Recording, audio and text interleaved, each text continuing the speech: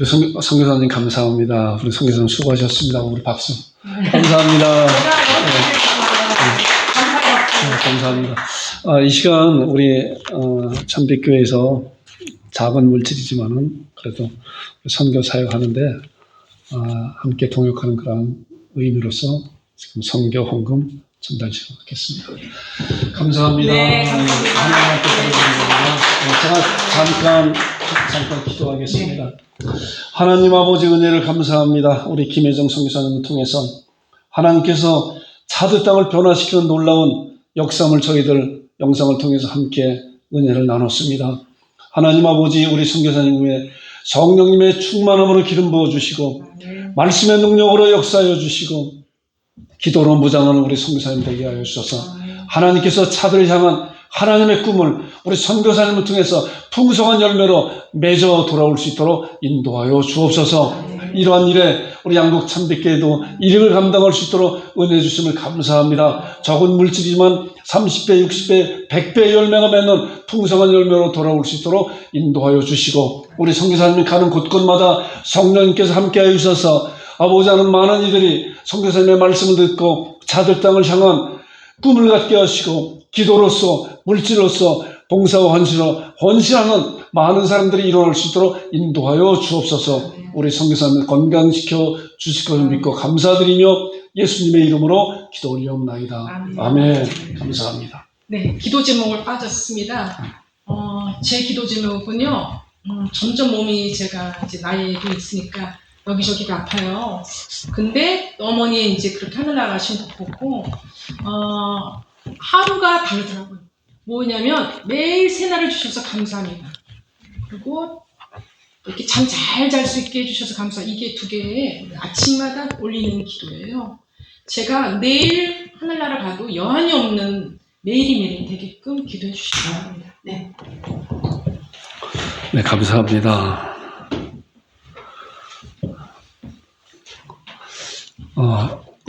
제가 준비한 말씀을 짧게 간단하게 말씀을 나눌 것인데 10분도 안 걸릴 거예요. 여러분들 말씀에 집중해서 부활의 이 주일날 하나님께서 우리에게 주신 말씀이 어떠한 말씀인가 마음을 열어놓고 아멘으로 받는 여러분들과 제가 되기를 주님으로 축원드립니다. 우리가 아까 읽은 말씀이 이제 고린도서 15장 12절인데 부활이 없으면 제가 이제 부활이 없으면이라고 하는 그런 제목을 이제 했어요.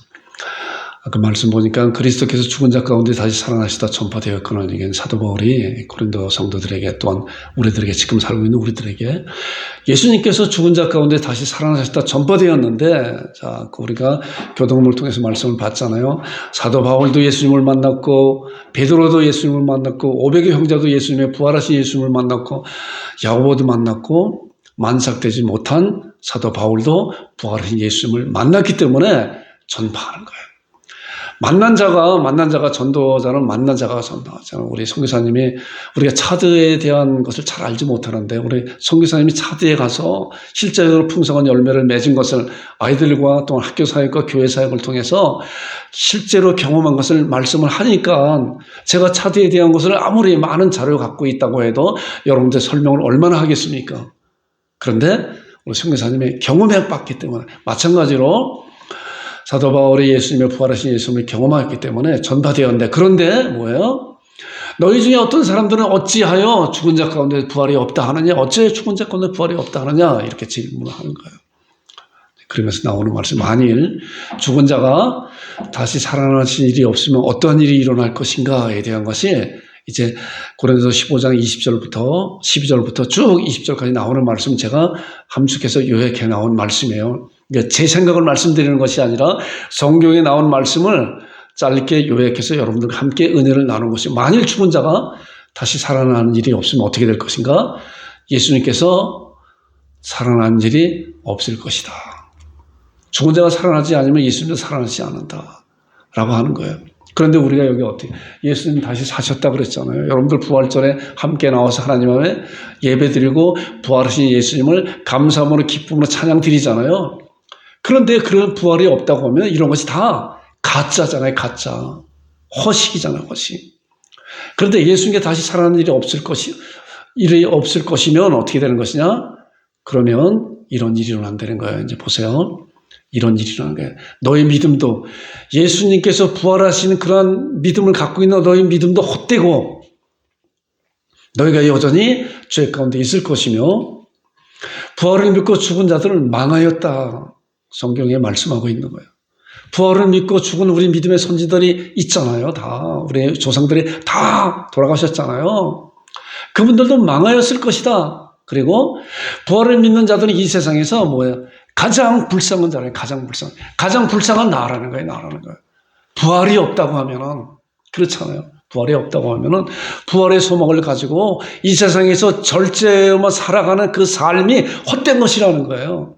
자, 그런데 고린도서 15장 20절을 보니 그러나가 있어요. 그러나라고 하는 그런 접속자는 지금부터 쭉 나와 있었던 말씀, 부활이 없으면 너희 믿음도 헛되고 너희가 여전히 죄 가운데 있고 부활을 믿고 잠자는 자도 다 망하였고 그러나 나오는 말씀이 이거예요.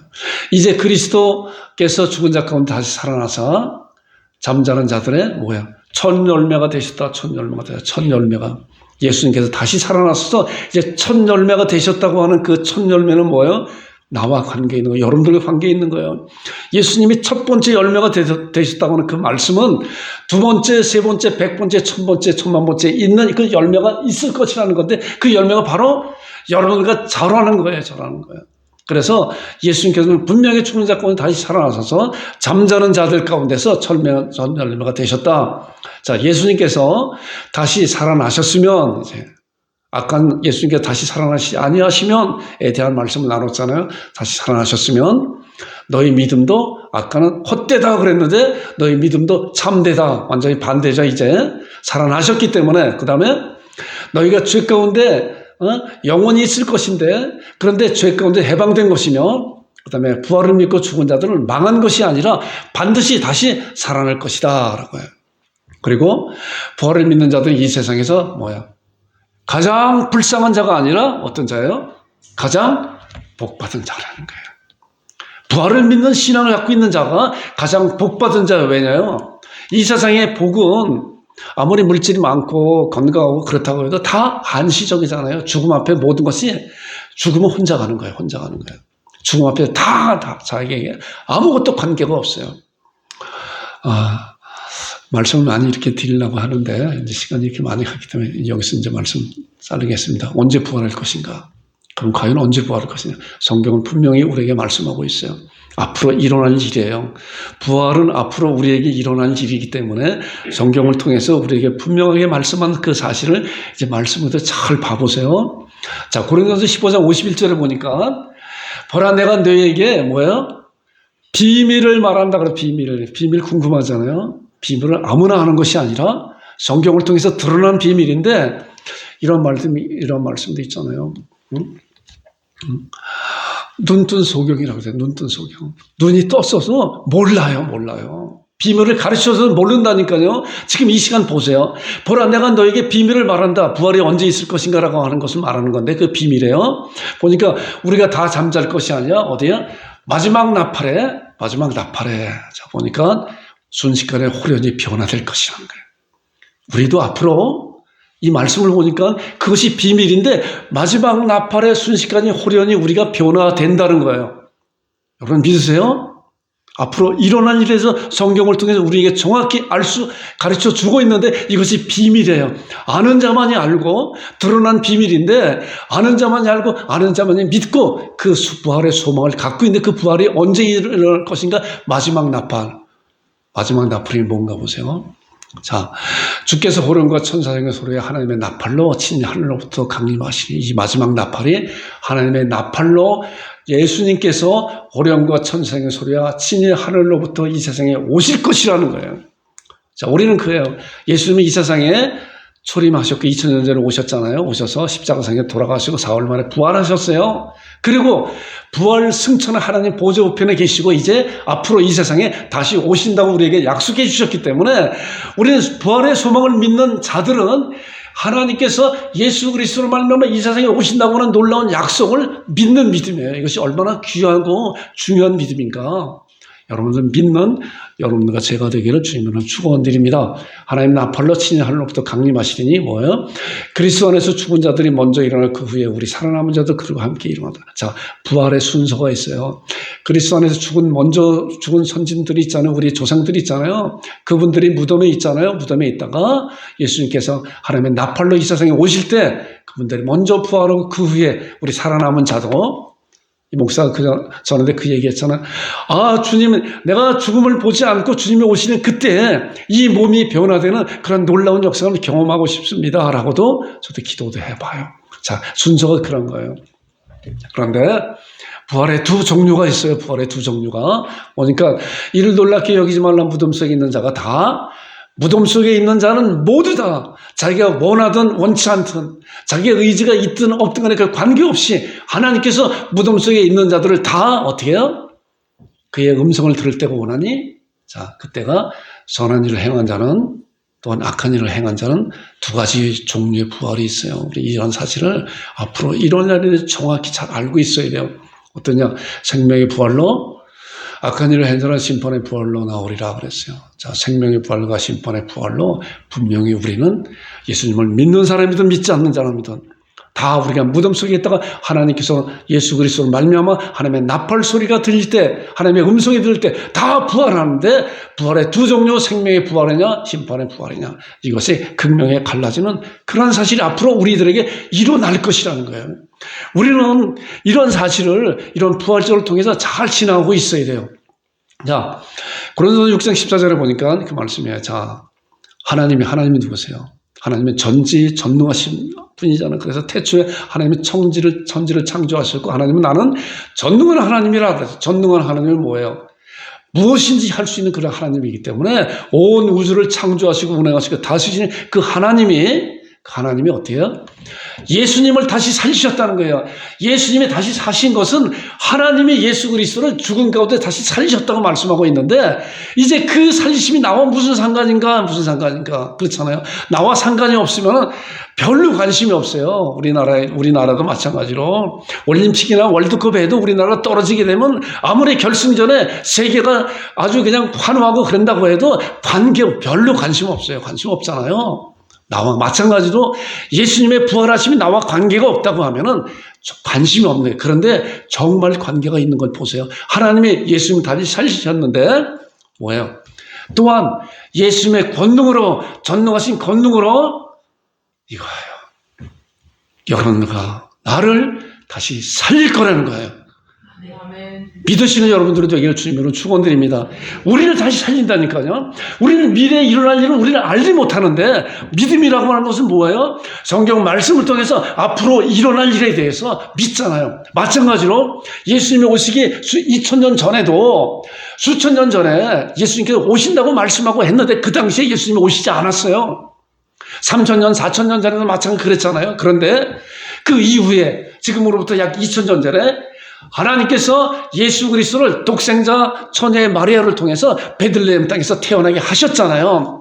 당시에는 예수님의 초림을 믿고 순종하고 그것을 기다리고 있었는데, 이제 예수님이 태어나시고 이후에, 예수님과 부활과 승천하신 이후에 우리들은 뭐예요? 앞으로 오실 예수님을 기다리고 사모하고 준비하는 자들이 돼야 된다는 거예요. 자, 결론이에요. 제가 말을 좀 빨리 했죠. 고린도서 15장 58절에, 고린도서 15장은 부활장인데 마지막 말씀을 닫으면서 이 말씀을 제가 가끔 우리 설교 시간에 말씀을 나눠요. 자, 그러므로 내 사랑하는 형제들아, 사도 바울이 고린도 성도들에게, 또한 우리 양국 참교회 성도들에게, 그러므로 내 사랑하는 형제들아, 그러므로가 뭐냐고 하면은, 자, 예수님께서 이제 재림하실 때 너희들이 분명히 부활할 것이다. 네가 예수님이 재림하기 이전에 네 생명이 떠나간다고 해도 너는 부활의 소망을 가지고 잠자는 가운데 있어라 라고 하는 거예요. 우리의 육신은 땅으로 가지만 우리의 영혼은 그래서 천국에서 예수님의 재림을 기다리고 있는 거예요. 그렇기 때문에 그러므로 내 사랑하는 형제들아, 견실하며 흔들리지 말며 항상 주의 일에 더욱 힘쓰는 자들이 되라. 이는 너희 수가 주 안에 헛되지 않을 줄 압니다. 어떻게 살아가라고 말씀하고 있냐면, 견실하며 흔들리지 말며 항상 주의 일에 더욱 힘쓰는 자들이 되라라고 우리에게 부활의 이 아침에, 부활절 주일 예배 때 하나님께서 이 강단을 통해서 우리에게 주시는 말씀이에요. 여러분들과 제가 이 말씀을 듣고 제가 부활의 소망을 갖고 이 세상을 살아내겠습니다 라고 하는 여러분과 제가 되기를 주님의 이름으로 축원드립니다. 기도하겠습니다. 아버지 하나님 은혜를 감사합니다. 부활의 이 아침에 부활의 주일을 맞이해서 우리 선교사님을 통해서 풍성한 복음의 열매를 저희들이 같이 함께 은혜를 나눴고 우리 주님께서 이제 하나님의 능력으로 주님을 살리신 것 같이 아버지 하나님의 능력으로 우리를 다시 살리신다고 하는 그런 놀라운 말씀을 붙잡고 이 삶을 살아갈 수 있는 우리 온 성도들이 될 수 있도록 주께서 은혜 가운데 인도하여 주옵소서. 은혜 내려 주옵소서. 하나님 앞에 감사드리며 예수님의 이름으로 기도 올려옵나이다. 아멘. 이제는 우리 주 예수 그리스도의 은혜와 아버지 하나님의 극진하신 사랑과 성령님의 교제 위로 교통하심이 예배 가운데 모인 모든 성도들의 머리머리 위에와 그들이 하고자 하는 모든 일 위에 또한 차드 땅을 향해서 말씀으로 준비하고 헌신하는 우리 선교사님 그 신앙과 그 몸 위에 또한 부활의 소망을 갖고 살아가기를 원하는 결단은 우리 성도들의 그 신앙 위에 지금으로부터 영원토록 함께 있을지어다. 아멘. 아버지 감사합니다. 하나님 아버지 감사합니다. 감사합니다. 아버지 하나님 부활의 소망을 갖게 하시면 감사합니다. 하나님 아버지 주님의 오심을 사모하는 우리 온 성도들이 되게 주여 인도하시고 이끌어 주여 역사해 주옵소서. 아버지 하나님 부활의 주님을 찬양합니다. 주님이 부활하신 철미의 열매와 같이 우리도 주님과 같이 부활의 생명을 갖는 놀라운 사모함을 놀라운 신앙을 깨주시면 감사합니다. 감사합니다.